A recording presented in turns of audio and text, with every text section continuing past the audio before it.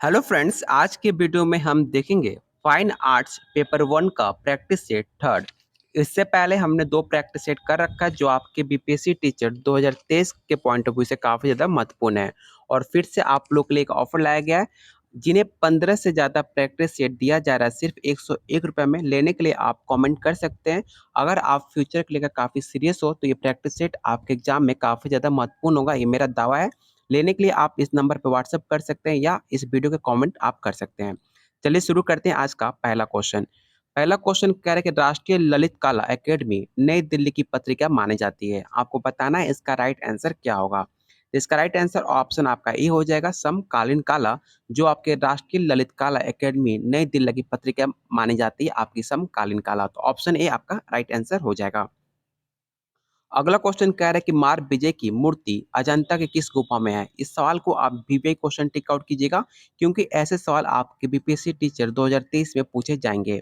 Option आपका कह रहा है कि गुफा नंबर 2 या 1, 17 या 26। तो इसका राइट आंसर ऑप्शन आपका बी हो जाएगा। यहाँ पर देख सकते हैं कि इस प्रश्न का उत्तर आयोग विकल्प विकल्प बी ने माना हुआ है। तो देख सकते हैं सवाल, जितने सारे सवाल आपको कराए जा रहे हैं, सारे सवाल आपके टीचिंग एग्जाम के बार बार पूछे हुए सवाल है। इसलिए मैं कह रहा हूँ कि आपको ये जो प्रैक्टिस सेट काफ़ी इंपॉर्टेंट रोल निभाएगा आपके एग्जाम के लिए। ऑप्शन बी आपका राइट आंसर होगा, इसे आप जरूर याद रखिएगा। अगला सवाल कह रहा है कि संथाल महिला किस चित्रकार की चित्रकृति मानी जाती है। राजा रवि वर्मा, ऑप्शन बी है यामिनी राय, ऑप्शन सी है राजा, या ऑप्शन आपका डी है चितेंद्र नाथ मजूमदार। तो इसका राइट आंसर ऑप्शन आपका बी होगा। संथाल महिला चित्र यामिनी राय ने बनाया था। इनका जन्म 10 अप्रैल 1887 ईस्वी के पश्चिम बंगाल के बंकुरा क्षेत्र में हुआ था। इसे भी आप जरूर याद रखिएगा। ऑप्शन बी आपका राइट आंसर होगा। अगला क्वेश्चन कह रहा है कि अपनी आकृतियों में बिंदी का प्रयोग कौन करता है। तो इसका राइट आंसर ऑप्शन आपका सी हो जाएगा, भारतीय खेर। ऑप्शन सी आपका राइट आंसर होगा। और ये भी सवाल आपसे पूछा जाता है कि भारतीय खेर का जन्म कब हुआ था। याद रखिएगा, भारतीय खेर का जन्म 1969 ईस्वी में लंदन में हुआ था। ऑप्शन आपका बी राइट आंसर हो जाएगा। लेकिन नागरिकता उन्होंने भारतीय के लिए रखी थी, इसलिए उनको भारतीय कहा जाता है। तो ऑप्शन सी आपका राइट आंसर होगा। अगला क्वेश्चन कह रहा है किस कलाकार ने भारत माता नामक चित्र का सृजन किया था। इस सवाल को आप वीवीआई क्वेश्चन टिक आउट कीजिएगा।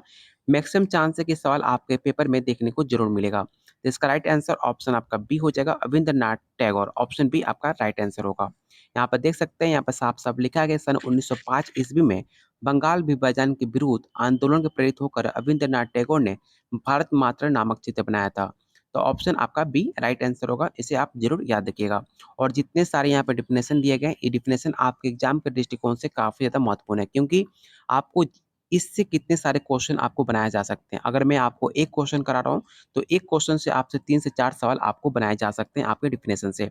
इसलिए मैं कह रहा हूँ कि ये प्रैक्टिस सेट आपके एग्जाम के पॉइंट ऑफ व्यू से काफ़ी ज़्यादा महत्वपूर्ण है, जो सिर्फ 101 रुपये में आपके बर्गर और आपके पिज्ज़ा, कोल्ड ड्रिंक से काफ़ी कम है, जो आपके फ्यूचर के लिए काफ़ी ज़्यादा महत्वपूर्ण साबित होगा आपके एग्जाम में। अगला क्वेश्चन कह रहा है कि निम्नलिखित में चक्राकार रेखाएं कौन से प्रभाव छोड़ते हैं, आपको बताना है। शांति या स्थिरता या विश्राम, या ऑप्शन डी है गति।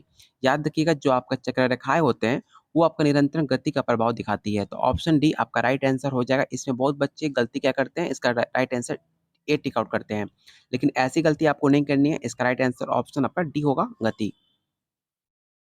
अगला सवाल कह रहा है कि विवान सुंदरम में किस कला संस्थान में अध्ययन किया गया था। काफी इंपॉर्टेंट सवाल है, और इसका राइट आंसर ऑप्शन आपका सी हो जाएगा, ललित कला, जो आपके बडोरा में देखने को मिलता है।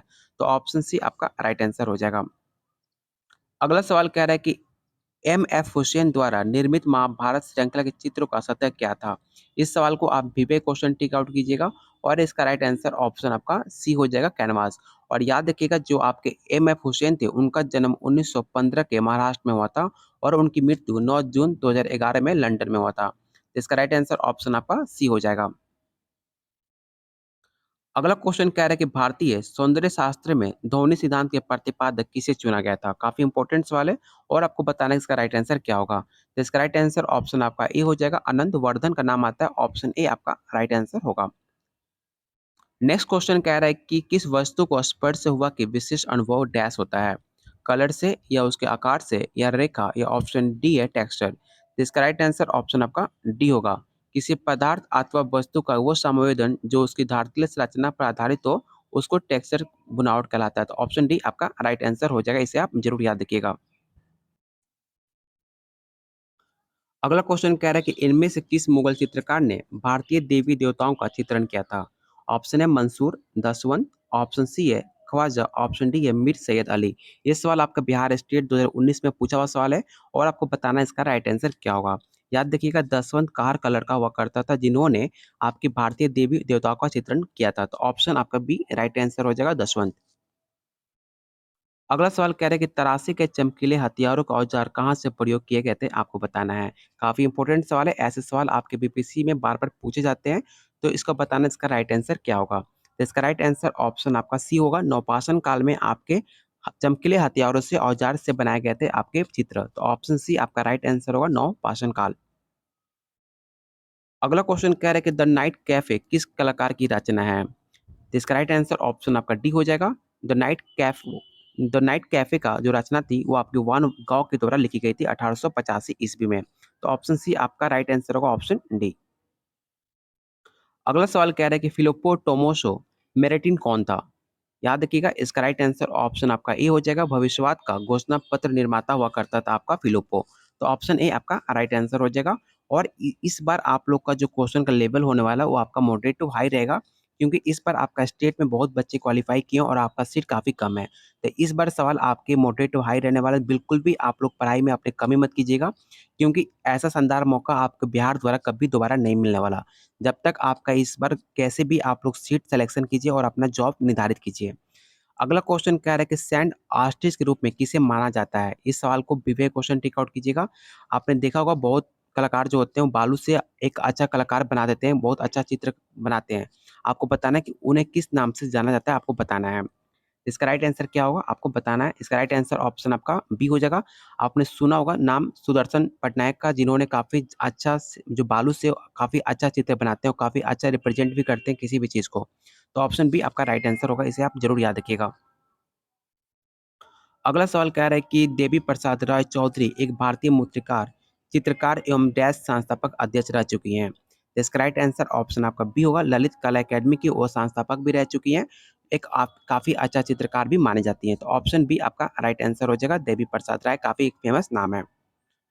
अगला सवाल कह रहा है कि इनमें से किस गुफा में कैलाश मंदिर देखने को मिलता है? कैलाश कंदिर मंदिर। तो इसका राइट आंसर ऑप्शन आपका सी होगा, एलोरा गुफा 16 नंबर में। ऐसे सवाल आपको गुफा से हमेशा एक सवाल आपके एग्जाम में पूछे जाते हैं। इसका राइट आंसर ऑप्शन आपका सी होगा। अगला सवाल कह रहा है कि अजंता गुफाओं का अनुकृतियों किसके किसके द्वारा तैयार की गई थी?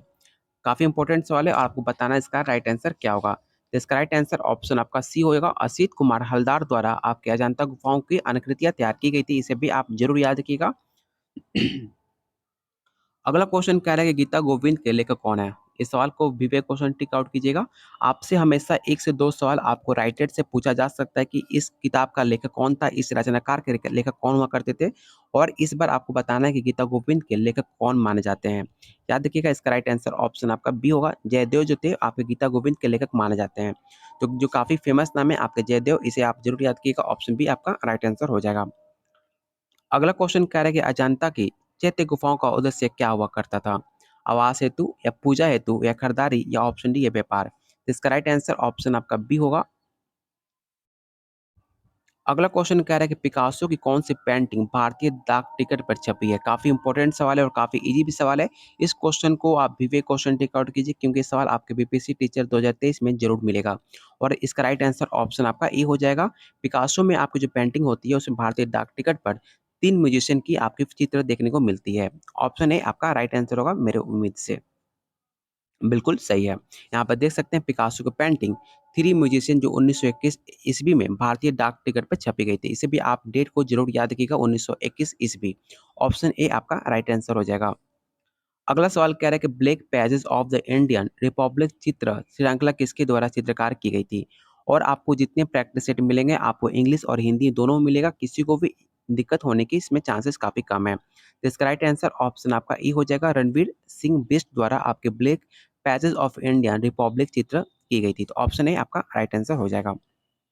अगला क्वेश्चन कह रहा है कि निम्नलिखित में किस भारतीय पुरातात्विक कला के केंद्र में गेंडे का आकृति करते हुए शिकारी का चित्र प्राप्त हुआ था?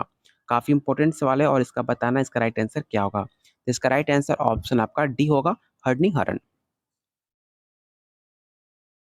नेक्स्ट क्वेश्चन कह रहा है कि सारनाथ अष्टयम में बने 4 पशुओं का क्या नाम है? इस क्वेश्चन को तो भाई आप विवेक क्वेश्चन टिक आउट कीजिएगा। ये सवाल आपके एग्जाम में आने के चांसेस काफ़ी ज़्यादा है और आपको वही क्वेश्चन कराया जाएगा जो आपके एग्जाम के दृष्टिकोण से काफ़ी ज़्यादा महत्वपूर्ण है, क्योंकि आपका टाइम और मेरा टाइम दोनों काफ़ी इंपॉर्टेंट है। तो बिल्कुल भी आपका टाइम वेस्ट नहीं किया जाएगा, आपको वही सवाल दिया जाएगा जो आपके एग्जाम में देखने को मिले। तो ऑप्शन सी आपका राइट आंसर होगा। याद रखिएगा, जो आपके सारनाथ का जो स्तंभ बना हुआ उसमें आपका जो चित्र देखने को मिलता है उसमें आपका वृषभ और गज, घोड़ा और शेर का उसमें चित्र देखने को मिलता है। तो ऑप्शन सी आपका राइट आंसर होगा। इसे आप जरूर याद रखिएगा। जो आपके भारतीय का राष्ट्रीय प्रतीक माना जाता है आपका अशोक चिन्ह। नेक्स्ट क्वेश्चन कह रहा है कि जॉर्ज बाक का चित्र वायलिन एंड कैंडल स्टिक किस कला का आंदोलन उत्कृष्ट द्वारा उदाहरण माना जाता है? तो इसका राइट आंसर ऑप्शन आपका सी होगा। नेक्स्ट क्वेश्चन कह रहा है कि नौलखा मंदिर किस वंश द्वारा निर्मित कराया गया था? काफी इंपॉर्टेंट सवाल है। चलिए इसका ऑप्शन हम देख लेते हैं।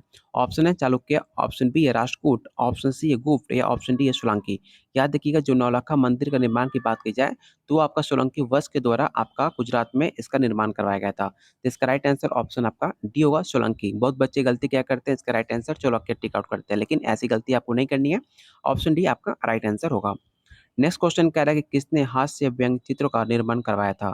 अविंद्रनाथ टैगोर या रविंद्रनाथ या गंगेंद्रनाथ या वीरेंद्रनाथ टैगोर। काफी कंफ्यूजिंग सवाल है और बहुत बच्चे इसमें कंफ्यूज करते हैं और बहुत बच्चे गलती टिक आउट क्या करते हैं, अविंद्र या रविंद्र टिक आउट करते हैं, क्योंकि उन्होंने बस दो ही नाम सुना हुआ है और दो ही नाम मैक्सिमम बच्चे टिक आउट करते हैं।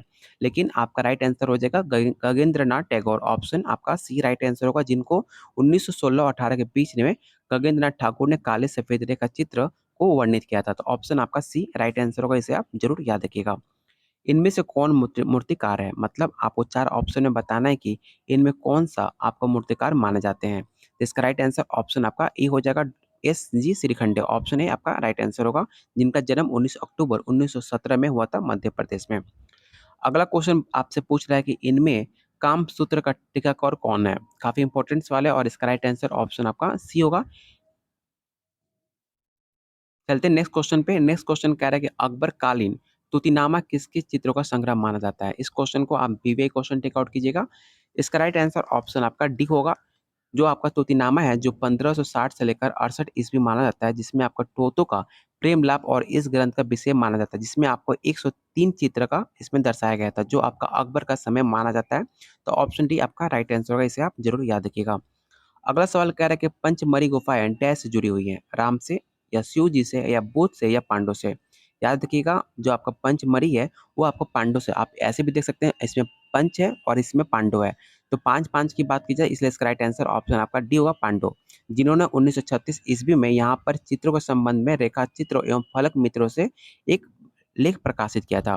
तो ऑप्शन डी आपका राइट आंसर होगा। चलते हैं नेक्स्ट क्वेश्चन पे। अगला सवाल कह रहा है कि नर्मदा नदी के उद्गम के पास कौन सी प्रसिद्ध चित्र का गुफा देखने को मिलता है? इसका राइट आंसर ऑप्शन आपका सी हो जाएगा, जोगी मारा।